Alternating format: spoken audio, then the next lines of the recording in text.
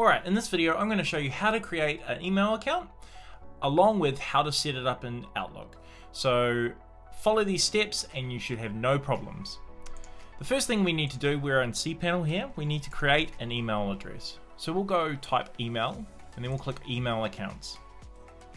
We'll click create over here and we'll type Dave and that will go at RackNerdDemo.com. We need to put in a password here.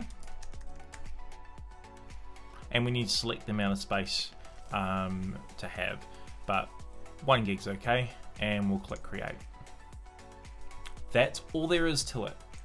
Alright, so here we are in Outlook. All we need to do is type in our email address, which is dave@racknerddemo.com, or whatever your email address you created, and we click connect.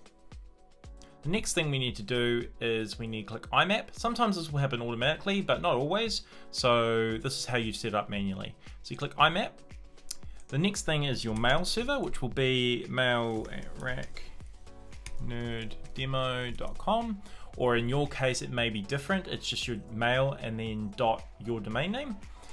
For the port, we are going to select, we'll type in 993.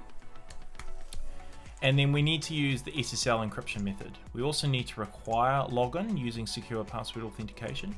And then for the outgoing mail server, we need to do the same here. And we need to change this port to 465. And we also need to change it to SSL and require authentication. We click next. It's gonna ask for our password, so that was pretty easy. We just type that in there and we click connect. This will go off and connect pretty quickly, and now you're successfully connected. And as you can see, all our email is popping through now. If you need any help, contact our support team or give us a call. Have a great day.